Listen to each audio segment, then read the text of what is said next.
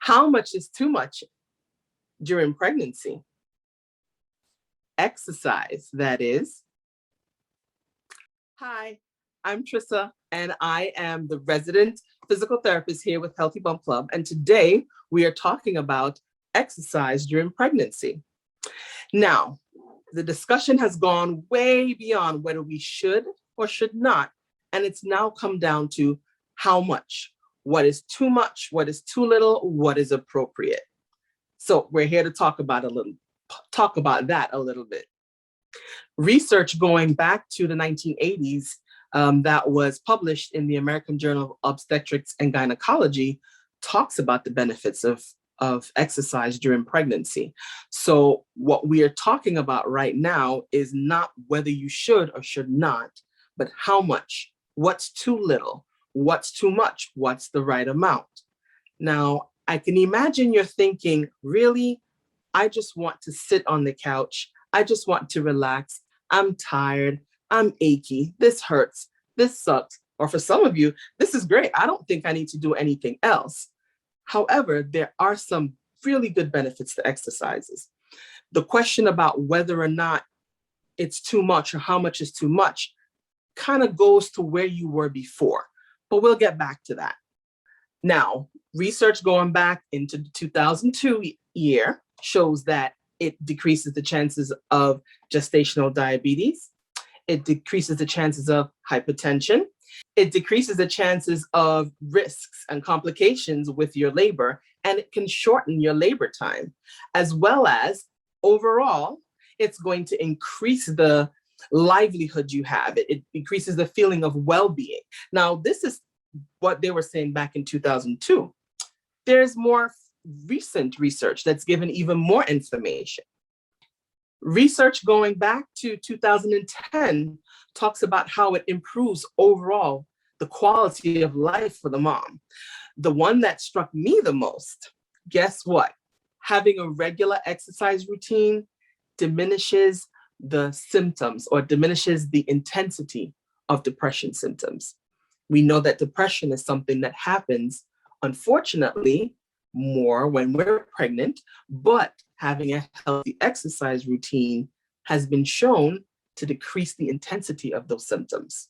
Let's think about it. So there's one more thing that I want you to think about. It's something that many of us would like to have, but it becomes a better benefit of exercise during pregnancy. It's overall weight gain. It can and does limit the weight gain during the pregnancy. Now, this can sound a bit controversial. We know that we get our weight checked every time we're going to the doctor to make sure we're growing and healthy. How can this be a good thing? Well, it is. And one of the things that we have also documented or seen in the documents is that it does not increase the chances of premature labor. It does not increase the chance of a miscarriage. It does not alter the quantity or quality of milk.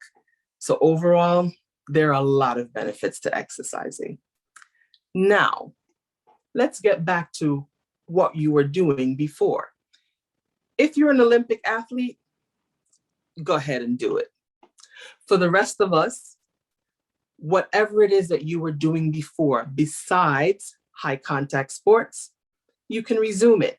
The first few weeks, you may not feel like you want to be up and about and doing things, maybe a little sluggish, a little nauseous, but you can still keep active. Simple things like taking a walk, maybe doing yoga, any of these activities that will keep you moving, keep you limber, they're gonna make you feel better. The surveys found that 150 minutes a week of moderate level activity, moderate intensity activity is what we need for health, even when we're pregnant. So when we talk about moderate level activity, what exactly are we talking about? Those words can seem a little foreign. We're talking about activities such as light jogging. We're talking about anything that will get your heart beating to the point where you can speak, but not necessarily sing. You want to be able to have a conversation with 1 or 2 words as you're doing the exercise. It shouldn't have you breathless to the point where you can only get 1 word out at a time. That would be your moderate intensity.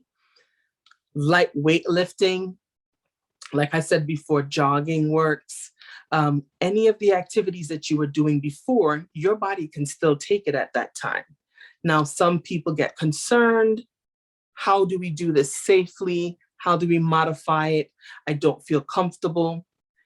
If you were bench pressing 100 pounds, maybe we go back down to 30, something along those lines, just to keep the body moving and keep the blood flowing, keep those good feelings in the body.